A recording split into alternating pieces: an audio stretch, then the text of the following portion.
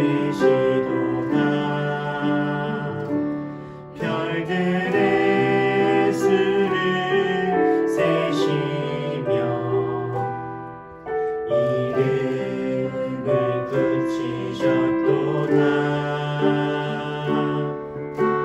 그가 구름으로 하늘을 덮으시며 땅을 위하여 비 준비하시니 그가 구름으로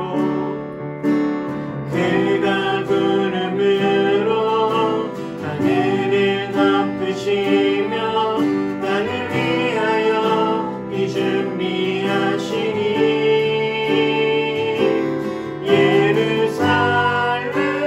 예루살렘아 여호와를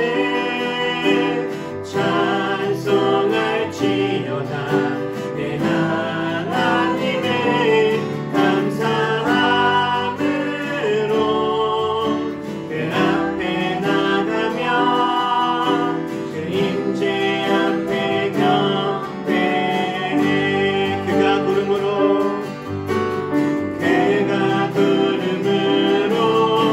하늘을 덮으시며 땅을 위하여 비 준비하시니 그가 구름으로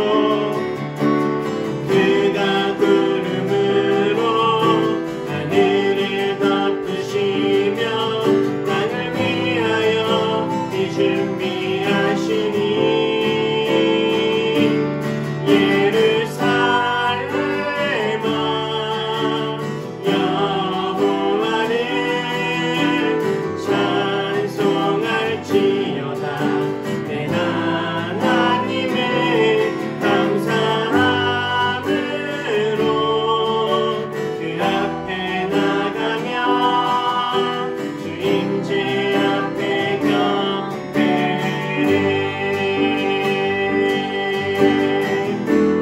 우리 주는 위대하며 우리 주는 위대하며 능력이 많으시도다. 그의 지혜에 무궁하며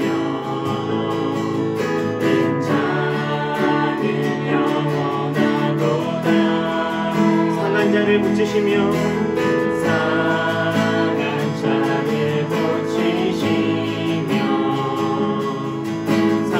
상처를 삼으시도다. 별들의 수를 세시며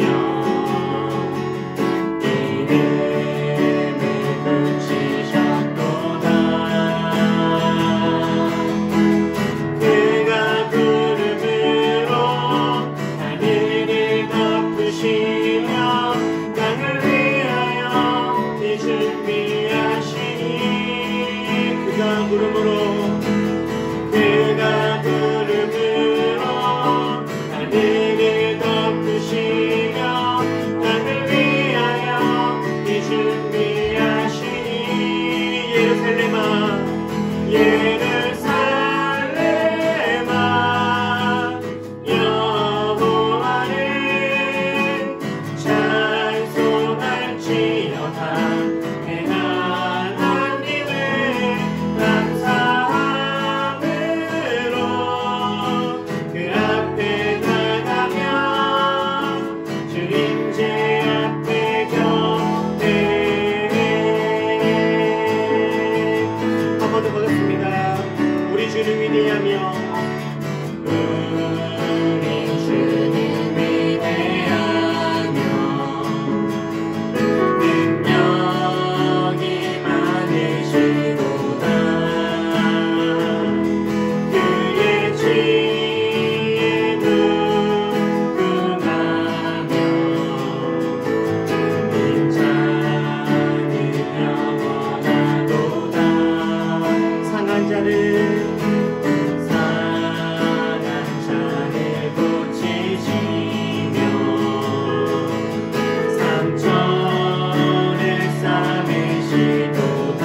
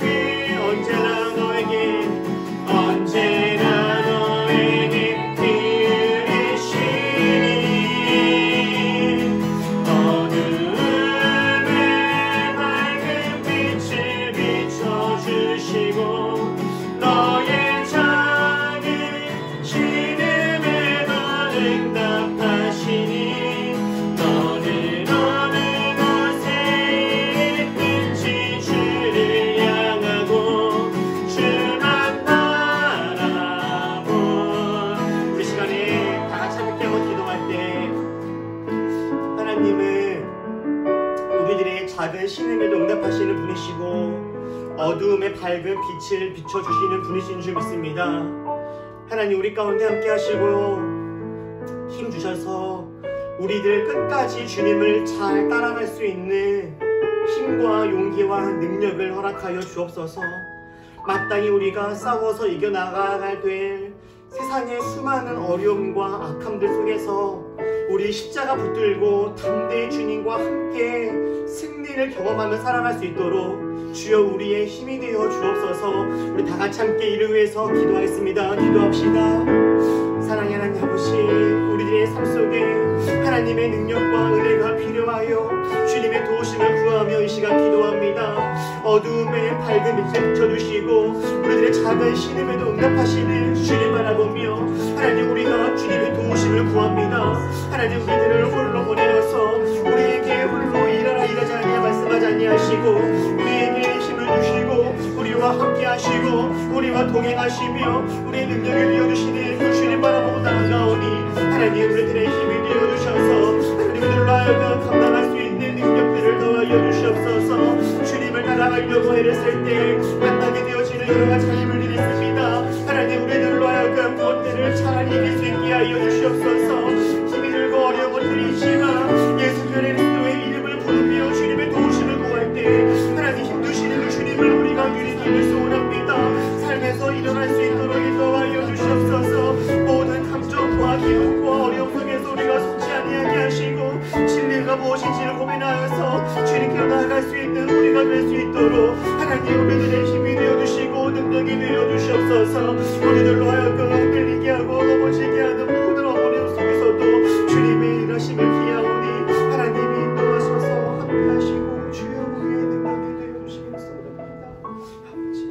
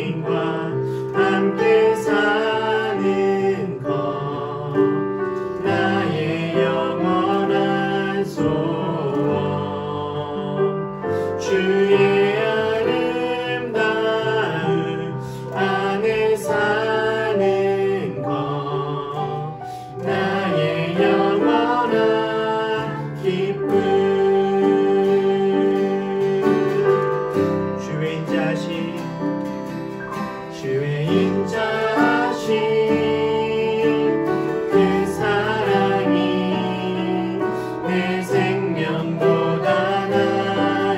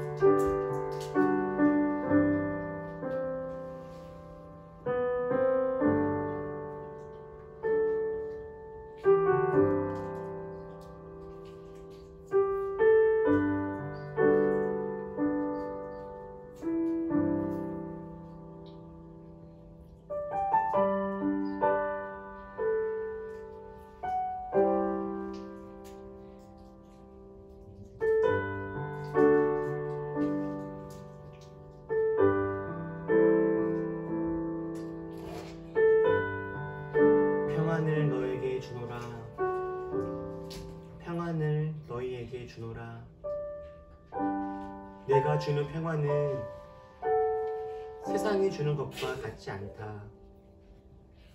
세상은 알 수도 줄 수도 없는 참된 평안을 내가 너희에게 주노라. 내 하나님, 주님이 주시는 그 평안 속에 살고 싶습니다. 우리가 발 딛고 서 있는 이곳, 튼튼하고 안전한 곳임에도 불구하고 자꾸만 겁이 나서 한 발짝 떼기가 힘들 때가 있고 주저앉아 싶을 때가 있고 이유를 알 수 없는 무기력함과 어떤 절망 속에 허우적거리는 날도 있습니다. 힘이 조금 난 줄 알았는데 그렇게 힘이 있다 보면 어느새 주님보다 저 멀리 뛰어가 있고 이리저리로 정처 없이 흘러다닐 때도 있습니다. 하나님, 우리 하나님이 주시는 힘과 능력 가지고 우리가 있어야 할 자리에 주님과 함께 걸어가는 그런 삶 살아가게 하여 주옵소서. 우리가 머리로 아는 것을 삶으로 살아내게 하시고 우리가 주님에 대해서 알고 있는 것만큼 주님을 누리며 살아가는 우리 모두 되게 하여 주옵소서. 삶에 여러 가지 문제들이 있습니다. 물질의 문제, 사랑과의 관계의 문제, 미래에 대한 여러 가지 막막함들 주님 계시간 다 내려놓사오니 주님이 담당하여 주시옵소서. 우리 물질이 부족하여 사랑과의 어려움 때문에 우리 삶에 지치지 아니하게 하시고 필요를 채우시는 주님과 함께 우리 기쁨으로 하루하루 잘 살아갈 수 있도록 주님이 우리들의 힘이 되어 주옵소서. 시간과 주님이 우리 가운데 허락하신 여러 가지 것에 인색하지 아니하게 하시고 언제나 더불어 나누며 살아가는 삶 살아갈 수 있도록 주님께서 우리들의 삶을 인도하여 주옵소서. 주님께 감사드리며 예수님의 이름으로 기도했습니다. 아멘.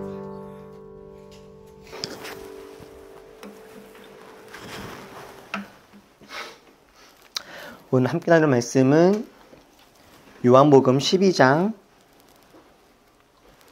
12절로 15절 말씀 보겠습니다. 요한복음 12장 12절로 15절을 우리 다 같이 천천히 한 목소리로 한번 읽어보겠습니다. 시작.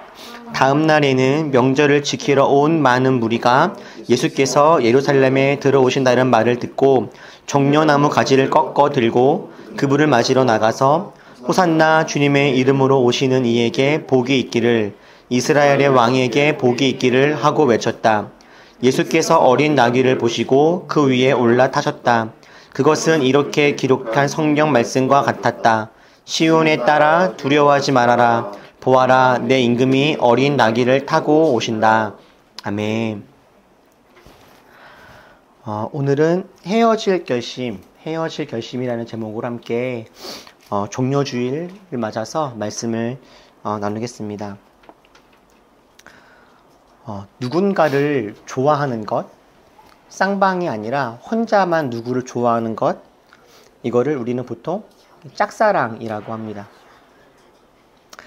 누군가를 이렇게 짝사랑하게 되면 나만 그 사람을 좋아하는 게 아니라 그 사람도 나에게 어떤 감정이 있는지를 우리는 확인하게 되고요.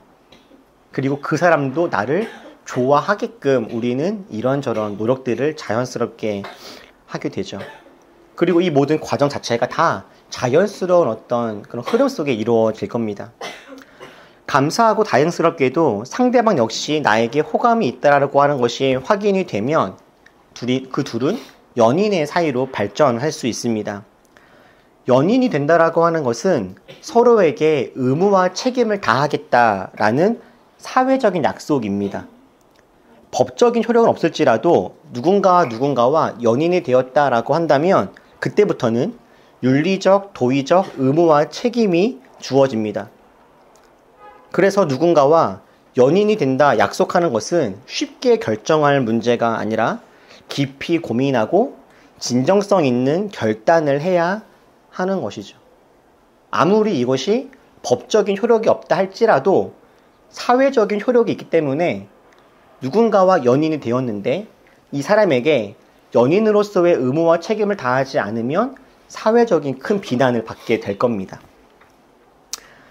이렇게 연애를 하다가 이 상대방과 더 많은 것을 함께 하고 싶고 앞으로 이 사람과 인생을 막 이루어가고 싶을 때에는 보통 무엇을 더 하게 되죠, 이제? 결혼을 하게 되죠.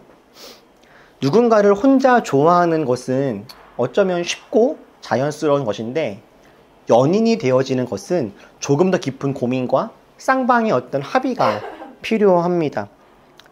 그런데 결혼까지 가려고 하면요, 이것은 단지 두 사람의 마음만 맞아서 되는 것이 아니라 결혼이라고 하는 것은 양쪽의 부모님, 가족들을 비롯하여서 더 다양한 관계적, 경제적, 상황적인 하나됨을 의미하는 것이기 때문에 누군가와 결혼을 하겠다라고 하는 것은 상대방에 대한 전적인 믿음과 신뢰, 희생과 헌신, 책임과 결단을 전제하는 그런 일입니다.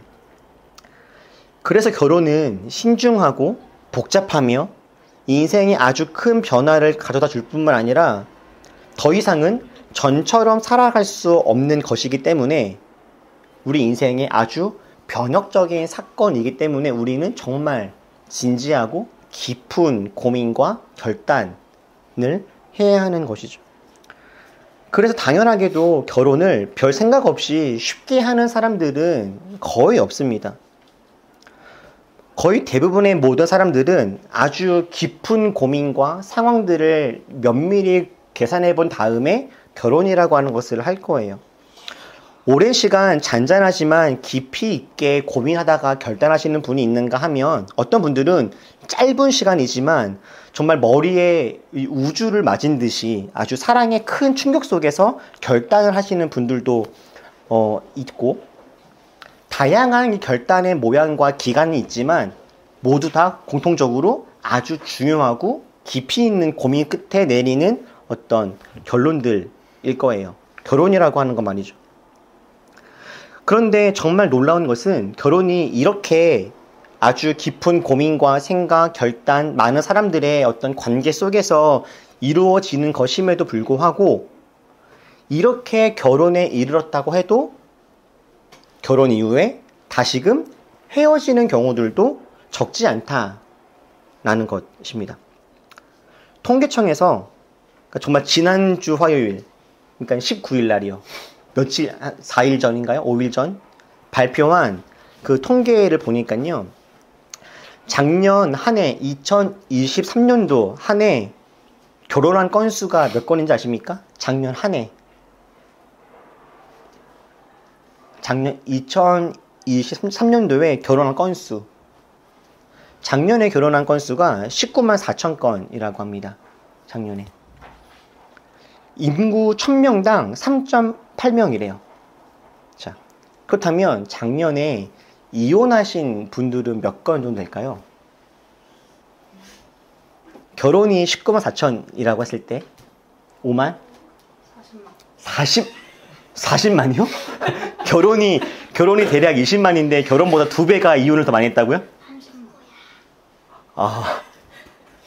만약에 결혼 숫자보다 이혼하는 분들의 숫자가 더 많아지게 되면은 사회적으로 아마 큰 혼란이 아마 오게 될 겁니다, 아마.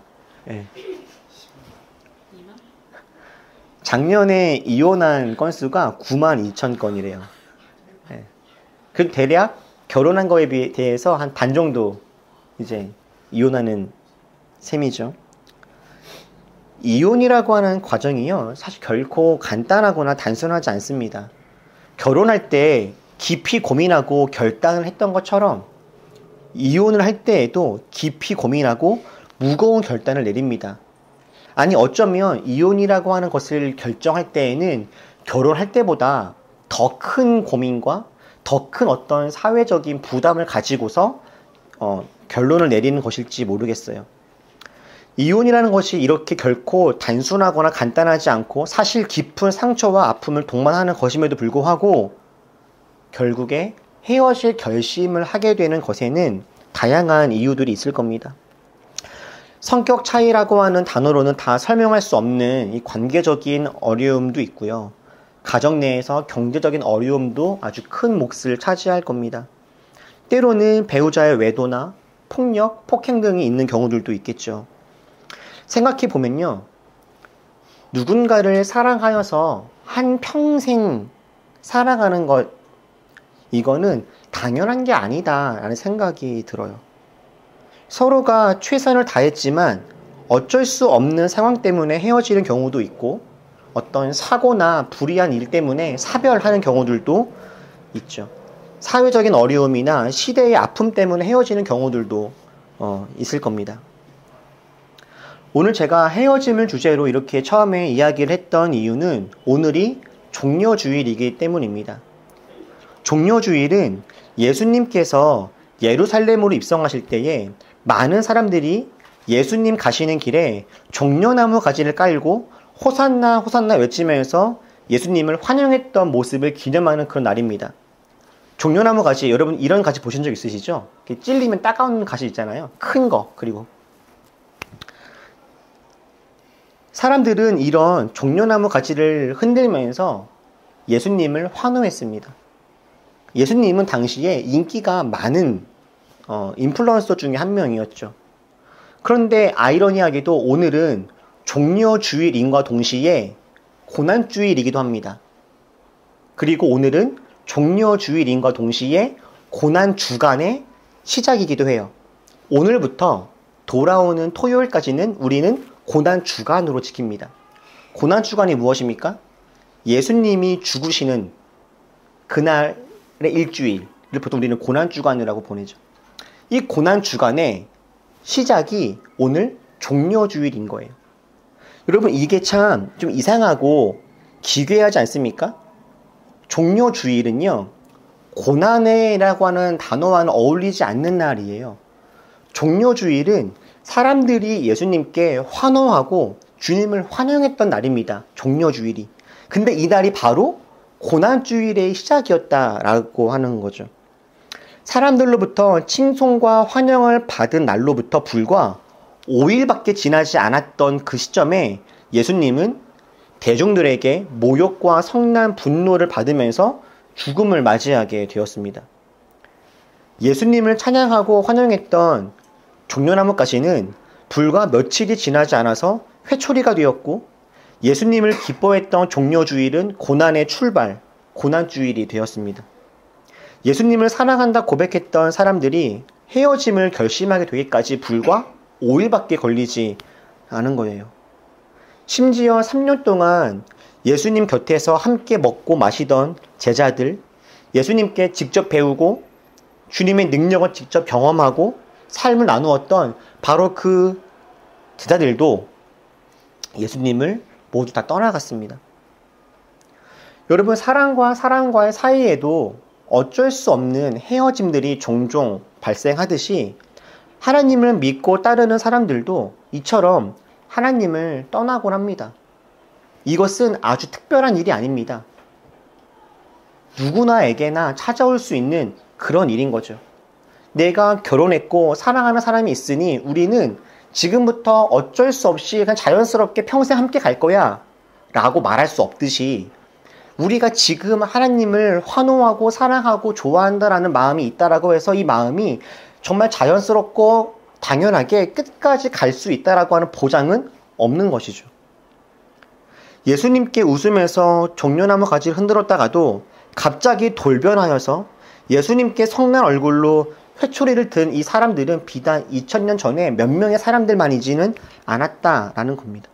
지금까지도 이 시대에도 수많은 사람들이 하나님께 사랑한다라고 고백한 다음에 불과 정말 며칠 지나지 않아서 예수님을 떠나고 배신하는 경우들 너무나 많이 있습니다. 그렇다면 여러분, 예수님께 환호했던 사람들이 왜 불과 며칠도 지나지 않아서 주님을 떠나가게 되었을까요? 혹 우리도 주님을 지금은 믿고 예배를 드리고 있지만 혹시 우리도 주님과의 관계 속에서 어떤 장애물들을 만나게 되지는 혹시 않겠습니까? 주님께 환호했던 사람들이 예수님을 떠나게 되기까지 그 사이에는 몇 가지의 장애물들이 있었습니다.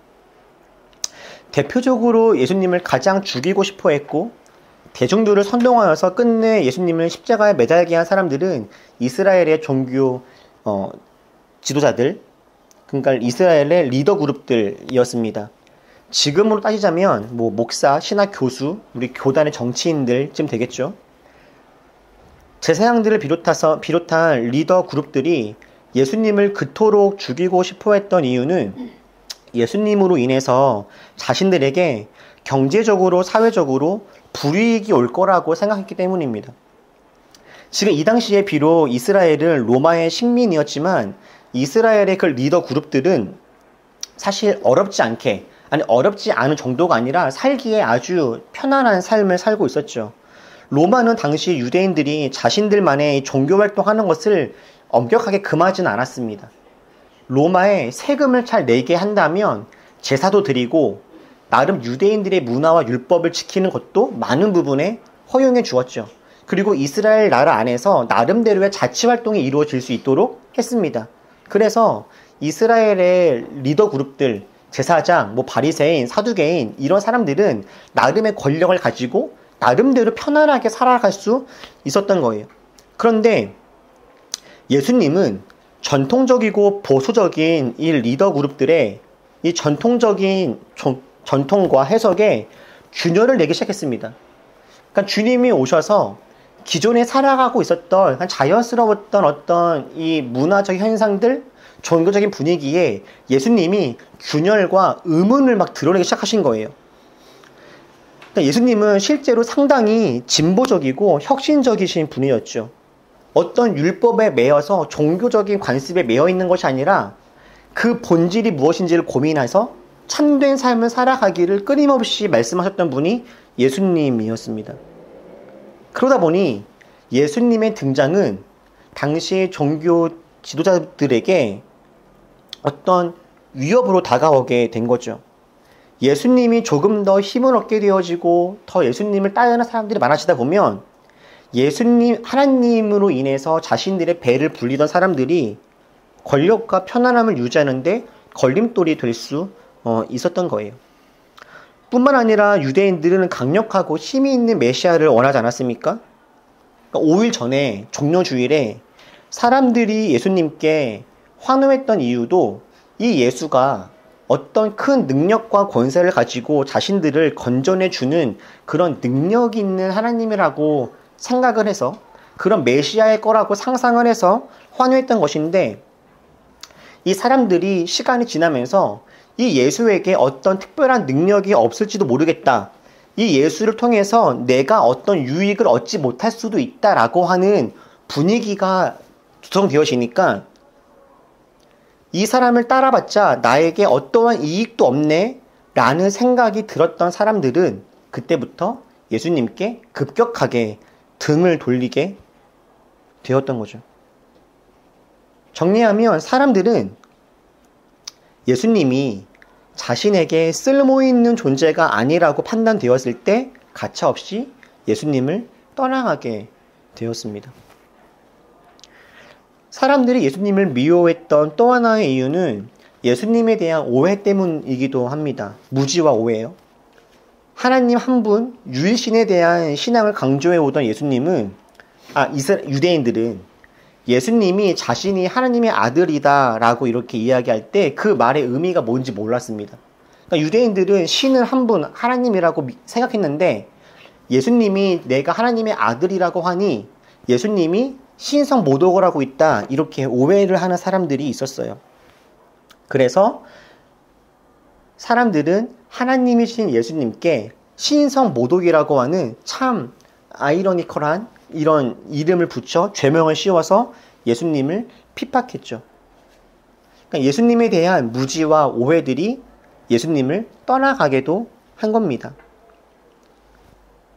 그리고 물론 대부분의 유대인들 그리고 평범한 사람들은 예수님이 십자가에 달려 돌아가실 때 보통은 다 평범한 구경꾼에 불과하기도 했습니다. 사람들은 예수님이 입성하시고 뭔가 붙잡히시고 죽으시는 과정 속에서 다들 구경꾼의 입장이 있었던 거죠. 다들 자기 밥 벌어먹고 자기 입에 풀칠하기 바빠서 예수님이 잡히시건 죽으시건 어떻게 되시건 거기에 신경 쓸 겨를이 없었던 거예요. 그냥 한 발짝 뒤에 떨어져서 예수님이 어떻게 되는지 구경했던 사람들이 있었죠. 그렇게 구경하고 있는 사람들이 무리가 많을 때에는 목소리 큰 한두 사람의 입김이 그 모든 과정들을 이끌어가게 되지 않겠습니까? 여기에 더해서 많은 사람들이 예수님을 떠나고 십자가에 매달리게끔 할 수 있었던 아주 또 중요한 이유 중에 하나는 이렇게 예수님에 대해서 부정적이었던 수많은 사람들의 모습을 보면서 동조하거나 따라갔던 사람들이 많았기 때문이기도 하죠. 어떤 사람들은 여전히 예수님을 좋아했으나 예수님을 싫어하는 사람들과의 부딪힘이 어려워서 예수님이 싫지 않으나 예수님을 믿음으로 말미암아 사회관계적인 어려움에 처할까봐 그냥 뒤돌려 있던 사람들도 적지 않았을 겁니다. 뭐 베드로나 제자들도 아마 이런 경우이기도 했었죠. 이렇게 사람들은 예수님 때문에 자기 삶에 어려움이 찾아오거나 주님이 더 이상 내 삶에 쓸모가 없다고 느껴질 때, 주님에 대한 오해가 있을 때, 내 삶에 취해서 더 이상 다른 것들을 고민하기 어려울 때, 이럴 때 예수님을 떠나고 맙니다. 그리고 지금 제가 말씀드렸던 이 네 가지의 이유들은 지금 이 시대를 살아가고 있는 우리들에게도 아주 강력한 장애물들이 되곤 하죠. 여러분, 우리가 그 시대에 그 자리에 있었다면 우리들은 어떤 모습이었겠습니까? 아니, 지금 이렇게 우리가 신앙생활하고 있는 지금 우리들은 언제까지 이렇게 신앙생활을 우리는 잘 할 수 있을까요? 지난주에 저희 은우가 Y 시리즈 책을 한 권을 보고 있었습니다. 근데 그 Y 시리즈 책 중에서 은우가 본 게 니체, 후 시리즈네요. 후 시리즈 중에서 니체라고 하는 사람의 책을 봤어요. 니체는 독일 철학자인데 신은 죽었다라고 이야기했던 철학자죠. 은우가 그 책을 보더니 저한테 이렇게 말합니다. 자기와 비슷한 생각을 가진 사람이 있었다라고요. 우리 은우는 어려서부터 자연스럽게 교회 다니면서 당연히 하나님의 존재에 대해서 인정하면서 지냈는데 어느 날 고민해보고 생각해보니까 하나님이 정말 존재하시는 게 맞나? 라고 하는 합리적인 의심을 하게 된 거예요. 근데 이 가정의 분위기상 하나님이 존재하지 않을 수도 있다라고 하는 생각이 들었으나 이것을 차마 입 밖에 내기가 어려웠을 수 있겠죠.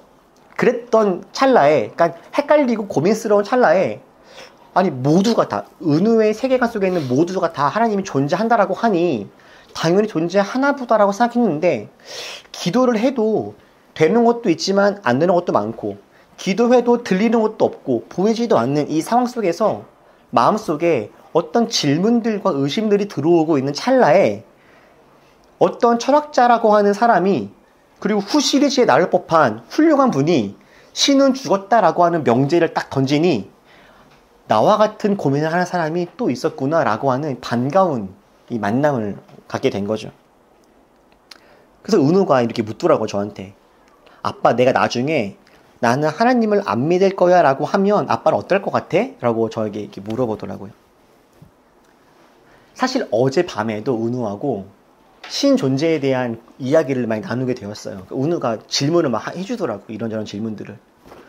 그래서 더 이상은 미룰 수가 없겠다 싶어서 이 풍삼초 앞쪽에 있는 이 유실론과 무실론, 불가지론에 대해서 은우하고 이야기를 조금 나누게 되었는데 저는 언젠가 은우가 우리 시우도 하나님의 존재에 대해서 더 깊은 고민을 하게 하는 날이 곧 오겠다, 멀지 않았구나 라는 생각을 해요.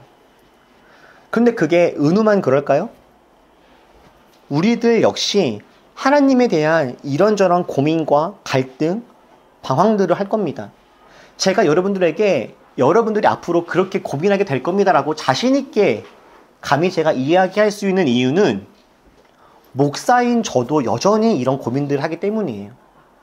저도 역시 지금 이미 하나님을 믿고 그 하나님을 전하는 삶을 직업적으로 택한 사람임에도 불구하고, 그리고 제가 제 스스로도 이해할 수 없고 다 설명할 수 없는 어떤 종교적인 경험과 체험들을 이미 수없이 많이 해온 사람임에도 불구하고 저는 오늘도 어제도 하나님의 존재와 하나님의 일하심에 대해서 심각하게 고민하고 있습니다.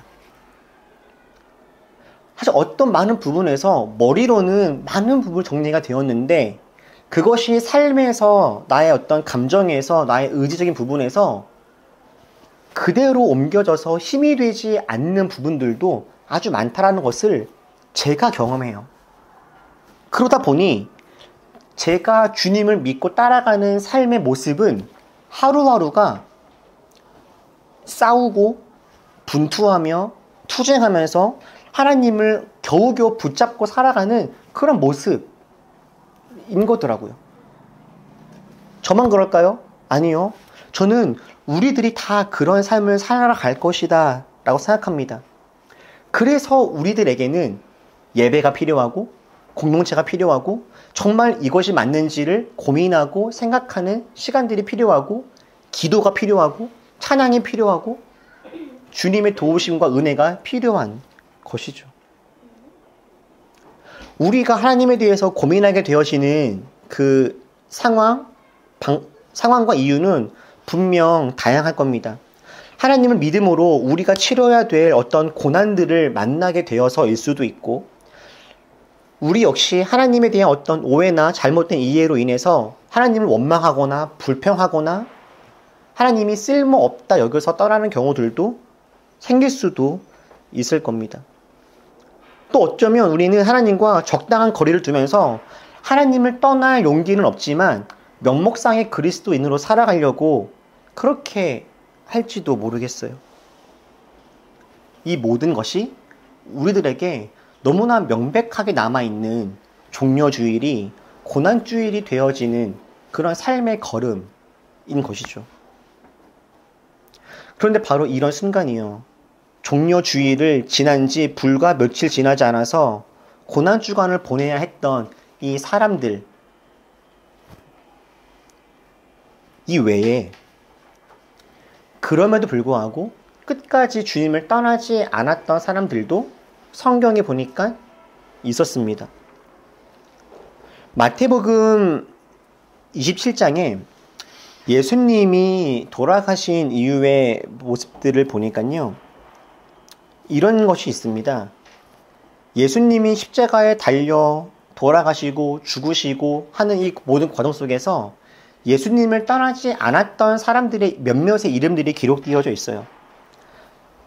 대표적으로 성경에는 많은 여자들이라고 표현도 하고, 그 중에서 대표적으로 막달라 출신의 마리아, 야고보와 요셉의 어머니 마리아, 그리고 아리마대 출신의 남성 요셉을 알려줍니다. 이 사람들은 예수님이 십자가를 지고 골고다를 오르실 때에도, 사람들에게 조롱받고 무시받을 때에도, 결국은 십자가에 매달려서 죽으실 때에도, 그리고 죽음을 맞이하신 그 다음에도 끝까지 예수님 곁을 지켰던 사람들입니다. 이들은 어떤 능력과 어떤 비결이 있길래 많은 사람들이 다 그렇게 주님을 떠나갔을 때 이들은 떠나지 않았을까요? 이 사람들이 주님을 떠나지 않은 것은 내가 지금 조금만 참고 버티면 예수님이 부활하실 거야 라는 것을 알고 믿어서는 아닙니다. 이 사람들도 예수님을 따라도 나에게 어떤 쓸모, 어떤 유익도 없다라고 하는 것을 이 사람들도 이미 알았던 사람들이에요. 오히려 이 사람들이 주님을 따르는 것은 여전히 이 사람들에게 불편하고 불안하고 위험한 일이 맞았습니다. 주님을 따름으로 이 사람들의 삶에 불이익과 어려움이 올 수도 있죠.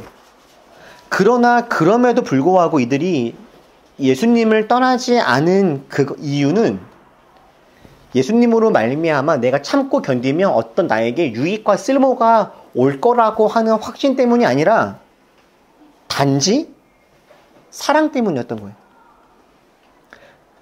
이들에게 있어서의 사랑이라고 하는 것은 단지 가슴 뛰는 감정이 아니라 예수님과의 관계 속에서의 의리이고 주님에 대한 헌신이며 우정이고 그리움입니다. 이 사랑이 이들로 하여금 수많은 장애물들이 있고 장애물들이 실제로 그들에게 어려움을 주지만 그럼에도 불구하고 그 길을 가게 한 거죠. 지금 우리가 살아가고 있는 이 시대는요, 실용주의 사회이고 쓸모의 사회라고 이야기할 수 있는 그런 사회입니다.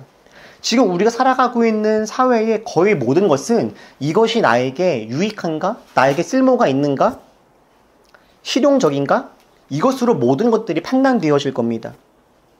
지난주에 리트릿을 갔다 왔는데요.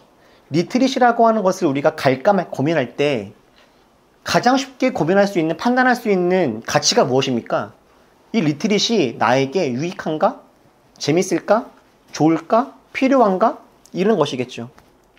우리가 하루하루 삶을 살아가는 이유 중에 거의 아주 중요한 이유는 이렇게 살아가고 일하는 게 나에게 유익한가? 쓸모가 있는가? 필요한가? 일 거예요. 우리는 사랑이라고 하는 것, 공의라고 하는 것, 정직이라고 하는 것이 중요하고 귀한 가치인 것을 우리 모두는 다 압니다. 이 시대 모두는 다 알죠. 하나님을 믿건 믿지 않건 사랑, 공의, 정의 이런 게 좋다라고 중요하다라고 하는 것을 모든 사람들이 다 동의할 겁니다. 그러나 이 시대는 사랑과 공의와 정의를 따라가지 않죠. 뭘 따라갑니까? 유익, 성공, 성취, 쓸모를 따라갑니다. 사랑하면서 살자라고 하면 종종 이런 말이 나오죠. 사랑이 밥 먹여주냐? 정의가 밥 먹여주냐? 정직이 밥 먹여주냐? 사람들은 밥 먹여주는 거에 관심이 아주 많아요. 밥 먹여준다라고 하면 그것을 합니다. 근데 밥 먹여준다라고 생각하지 않으면 하지 않죠. 만약에 정직하면 유익하다, 정직하면 유익이 온다라고 하면 정직하려고 할 겁니다. 그건 실용적인 거죠. 사랑을 해서 너가 더 오래 산다? 사랑을 하면 너한테 더 건강이 주어진다? 이렇게 표현하면 사람들은 사랑하려고 할 겁니다. 사람들은 나에게 쓸모 있는 것, 나에게 유익을 주는 것에 관심을 가지니까요. 그러나 정직하지만 그 정직이 나에게 유익을 주지 않는다면, 정직함으로 오히려 나에게 불이익이 온다면, 사랑은 하지만 사랑이 나에게 오히려 힘듦과 아픔을 준다면 사람들은 그렇게 하려고 하지 않을 거예요. 왜요? 이 시대는 쓸모의 시대이기 때문이죠. 이런 모습은 사람과 사람이 관계를 맺을 때에도 일어납니다. 누군가와 관계를 맺을 때 저 사람이 나에게 쓸모가 있을까 없을까로 사람들을 판단하게 되어지죠. 나에게 유익한 사람은 나의 이웃이 되고 나에게 유익을 주지 못하는 사람들과는 이웃이 되지 못하는 경우들이 아주 많습니다.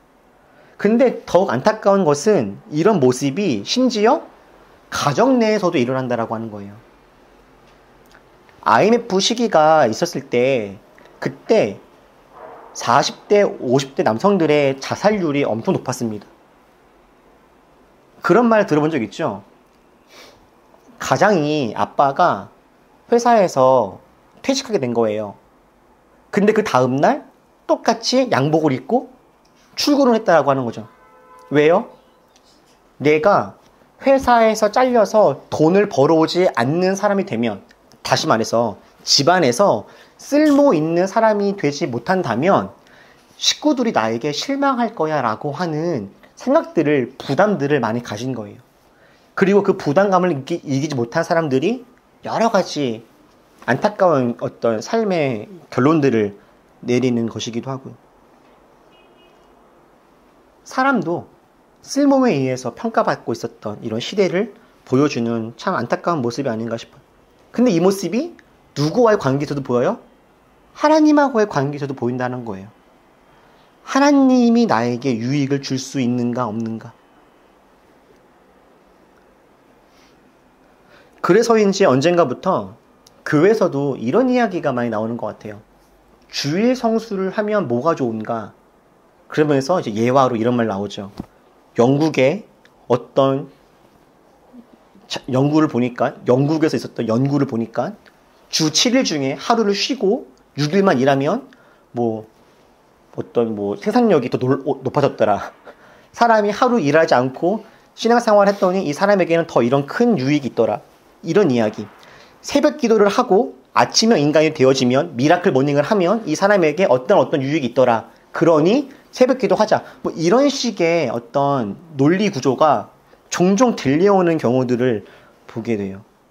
그러니까 신앙생활이 너희들에게 쓸모가 있으니 행하라 라고요. 그런데 여러분, 우리가 하나님을 믿는 것이 우리에게 하나님이 필요해서만입니까? 그렇지 않죠. 우리가 주님을 믿고 따르는 가장 큰 이유가 뭘까요? 우리가 그분의 사랑을 받았고 나도 그분을 사랑하기 때문 아닙니까? 사랑하는 우리 올리버 여러분, 하나님을 믿는 우리들에게 크고 작은 장애물들과 유혹들이 다가올 겁니다. 우리로 하여금 하나님과 헤어질 결심을 하게 할 여러 가지 위기의 순간들이 분명 찾아오게 될 겁니다. 그러나 우리 그런 장애물이 올 때마다 그분께 이미 받았고 그분께 돌려드릴 이 사랑을 무기로 우리가 이 시간들을 잘 극복해 나갈 수 있었으면 좋겠습니다. 종려주일이 고난주간 주일 되는 것은 불과 5일밖에 걸리지 않습니다. 우리 마음을 잘 지켜서 쓸모를 넘어서 사랑으로 살아가는 그런 우리가 되었으면 좋겠어요.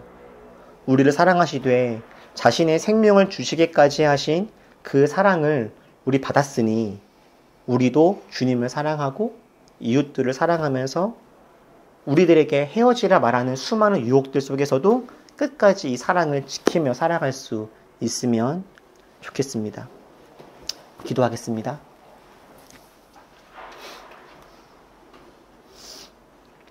우리 시간 조용히 함께 기도하실 때 여러분에 다가오는 장애물들은 어떤 것들이 있는지, 또 우리가 그것을 어떻게 잘 극복하고 이겨야 할지 우리 한번 조용히 묵상하면서, 주님, 우리가 이러이러한 장애물 있지만 잘 이길 수 있게 주옵소서 우리 결단하면서 그렇게 조용히 함께 한번 기도하면 좋겠습니다. 기도하시겠습니다.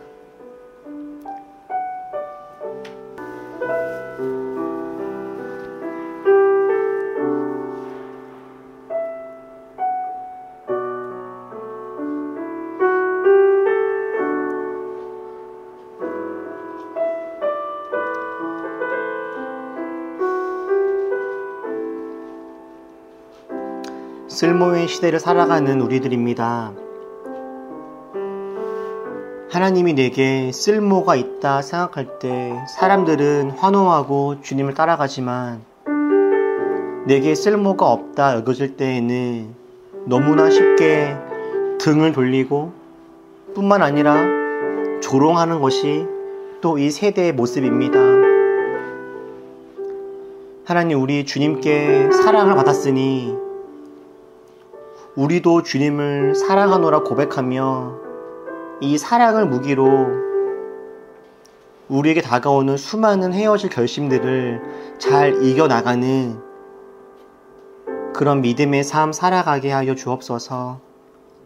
우리 함께 이렇게 고백하고 결단하면서 찬양하시고 기도하도록 하겠습니다.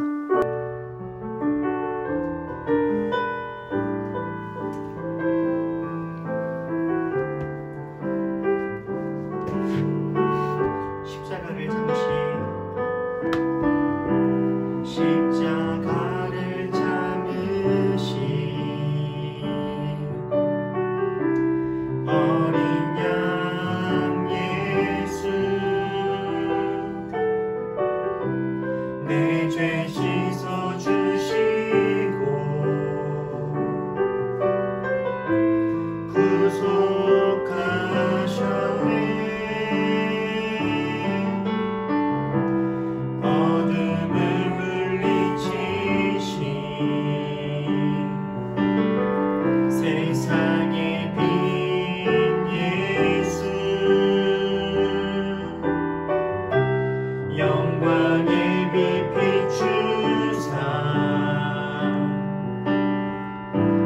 자유케 하시네.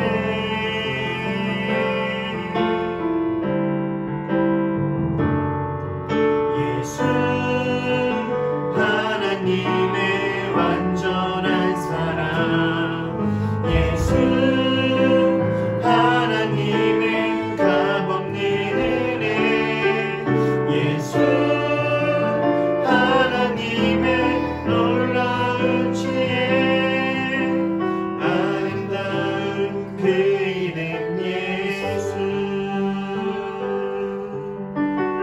십자가를 참으신 십자가를 찾으신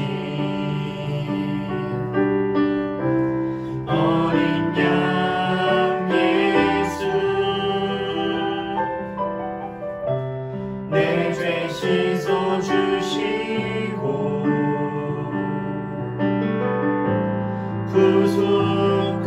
구속하셨네. 어둠을 물리치신 세상의 빛 예수, 영광의 빛 비추사 자유케 하시네. 예수 하나님의 완전한 사랑, 예수 하나님의 값없는 은혜, 예수 하나님의 놀라운 지혜, 아름다운 그 이름 예수 하나님의, 예수 하나님의 완전한 사랑, 예수 하나님의 값없는 은혜, 예수 하나님의 놀라운 지혜, 아름다운 그 이름. 마지막으로 가져왔습니다. 예수 하나님의, 예수 하나님의 완전한 사랑, 예수 하나님의 값없는 은혜, 예수 하나님의 놀라운 지혜, 아름다운 그 이름 예수. 그 시간에 함께 기도할 때 우리 삶 속에 수많은 헤어질 이유들이 다가올지라도 주게 받은 사랑과 주를 향한 이 사랑을 가지고 우리 끝까지 믿음의 길 잘 걸어가게 하여 주옵소서. 특별히 우리 주위에 여러 장애물을 만나서 힘들어하거나 갈팡질팡하는 이들이 기억나시거든. 그들을 위해서도 함께 중보해 주세요. 하나님, 이들도 장애물들 앞에서 잘 극복하고 이겨서 주께 잘 나아가게 하여 주옵소서. 우리 나와 이웃들 함께 중보하며 다 같이 함께 기도하겠습니다. 기도합시다. 사랑의 하나님 아버지, 우리가 주님을 따르는 삶 속에 여러 가지 장애물이 다가올 것을 압니다. 하나님, 우리들로 하여금 그 모든 순간, 시간, 상황들을 이겨낼 수 있는 믿음과 사랑의 마음을 허락하여 주시옵소서. 하나님, 우리가 믿음이 없습니다. 하나님, 우리가 의지가 없습니다. 하나님, 우리가 부족하고 나약합니다. 주님의 도우심이 필요합니다. 하나님, 우리에게 더 많은 주님의 사랑을 부어주시고 믿음으로 하여금 더 주님을 깊이 사랑하게 하셔서 하나님, 우리들 헤어질 것이 아니라 사랑할 결심을 할 수 있게 인도하여 주시고 사랑을 위하여서 나아가게 하시고 사랑할 용기를 가질 수 있도록 주님께서 인도하여 주시옵소서. 삶의 크고 작은 여러 가지 장애물들과 어려움이 오겠지만 나사렛 예수의 그 이름을 의지하여 우리들 가운데 걸어가게 하시고 결국 승리하게 하시고 결국 주님의 놀라운 영광들을 경험하며 누릴 수 있도록 또 하나님 함께하여 주시옵소서. 지금 이 순간 삶 속에 역사하는 모든 장애물들과 어려움들이 나사렛 예수의 이름 앞에 떠나가게 하시고 우리를 승리하게 하시고 우리를 주님을 말미암아 이길 수 있도록 인도하여 주시옵소서. 사랑할 힘을 우리에게 정하여 주시고 사랑을 누리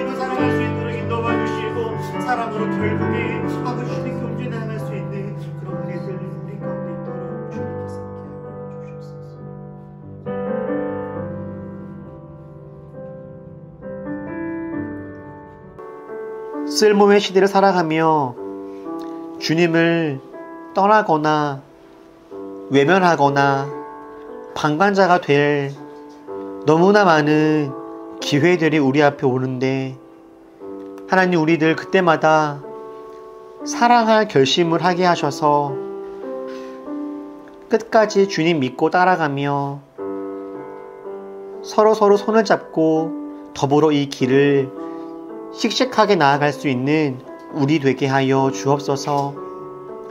많은 사람들이 주님을 떠나갔을 때 끝까지 주님 곁을 지켰던 이름 모를 사람들이 있었던 것처럼 우리도 그런 자 되어서 끝까지 주님과의 사랑과 의리, 우정, 그리움들을 지키며 나아갈 수 있도록 함께하여 주옵소서.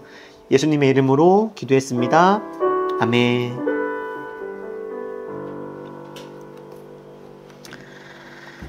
네, 감사합니다. 우리 잠시 올리브 소식 나누도록 하겠습니다.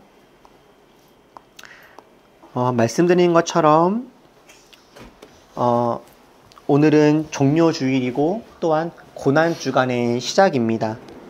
그래서 이번 한 주간을 보통 이제 교회에서는 이제 고난주간으로 보내게 될 것인데, 우리 삶의 자리에서 우리가 사순절 기간 동안 함께 나눴던 여러 가지 말씀들, 일상을 잘 살아가고 주일을 잘 돌아보는 일들을 특별히 이번 한 주간 우리가 잘 하면서 나름 경건하게 잘 보낼 수 있는 한 주간이 되었으면 좋겠습니다. 우리 지난주에 정교인 수련회 우리 네오님이 함께하지 못해서 너무 아쉬웠지만, 그래도 또 우리가 주어진 상황 안에서 너무 좋은 시간들을 잘 보내고 와서 감사하고요. 다음에도 또 이런 기회들이 종종 있어서 하나님 안에서 아름다운 이런 교제의 시간들을 우리가 종종 보낼 수 있으면 좋겠습니다. 특별히 리트릿을 이렇게 오고 가면서 저희들을 또 사랑해 주셨던 우리 주위에 보이지 않는 많은 분들이 이렇게 후원도 해주시고 격려해 주시는 분들도 이렇게 많이 계셨어요. 제가 일일이 다 이름을 호명하기도 어렵고 주보에도 이름을 차마 올릴 수가 없는 분들이 많이 계십니다. 사실 그분들이 리트릿뿐만 아니라 저희가 지금 이제 한 100일도 지난 것 같더라고요. 날짜로 보니까. 이 시간까지 우리가 이렇게 생존할 수 있도록 많은 분들이 함께 기도해 주시는 분들이 있는데, 우리 보이지 않지만 항상 우리 올리브를 위해서 기도하시는 많은 분들을 바라보면서 우리가 또 감사의 마음을 잘 품고 힘을 내었으면 좋겠습니다.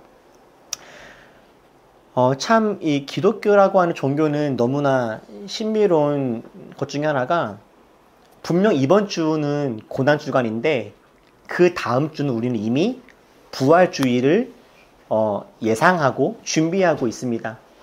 이번 주는 고난주간이지만 다음 주 주일은 부활주일이에요. 저는 항상 이 시간을 보낼 때마다 보통 교회들에서는 고난주간 때 뭐 합니까? 네?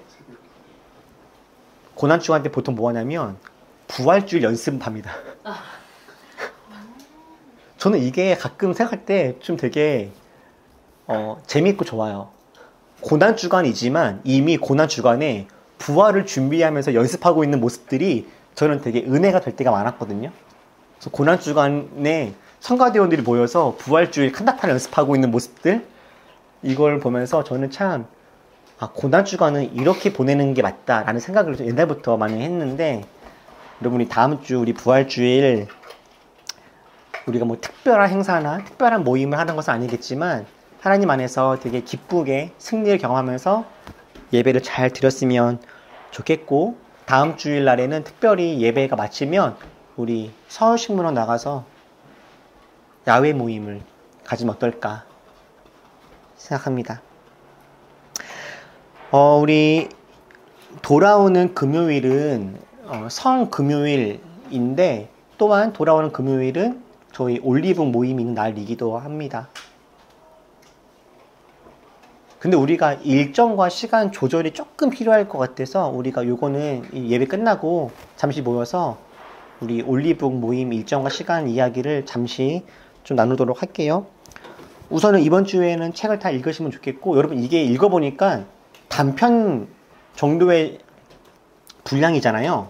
그래서 저는 글씨가 왜 큰가 했더니 분량이 작아서 글씨를 키운 것 같아요. 면지를 늘리려고. 그래서 여러분들이 아직 안 읽어보신 분들도 아마 1시간? 1시간 반 정도면은 아마 충분히 다 읽을 수 있는 분량이니까 이미 다 읽으셨지만 읽었지. 그래서 저는 이 책 말고 이 저자의 또 다른 책도 있거든요. 이것도 단편처럼 얇은 책인데 그것도 재밌어요. 그래서 여러분들 잘 읽어보시고 이번 주에 전 나눠서 나눌 이야기가 진짜 많을 것 같더라고요. 좋은 시간 가질 수 있으면 좋겠습니다.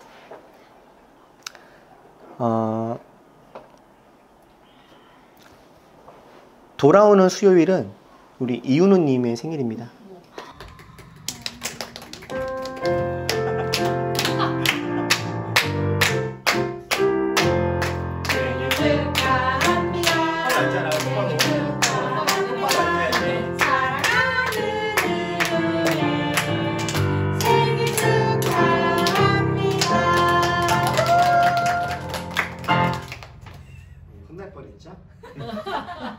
생일 축하하고요.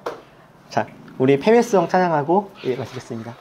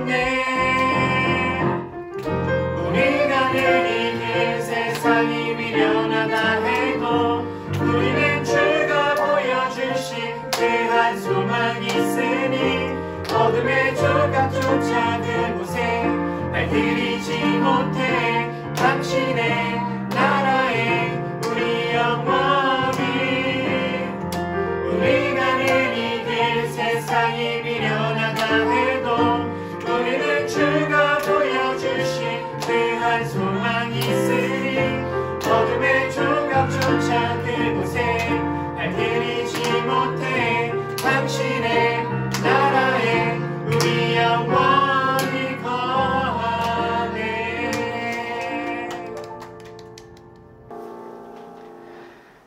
이제는 우리를 모든 죄에서 구원하신 우리 주 예수 그리스도의 은혜와 하나님의 따뜻하고 풍성하신 끝없는 그 사랑과 우리와 함께 하시면서 지금도 우리에게 힘을 주시는 성령님의 그 큰 은혜가 여러 가지 헤어질 결심을 하게 만드는 장애물에도 불구하고 주님을 사랑할 결심을 하며 끝까지 주님 따르기로 결단하며 돌아가는 우리 모든 올리버들과 모든 성도들 머리머리 위에 지금부터 영원토록 함께 하시기를 간절히 축원하옵나이다.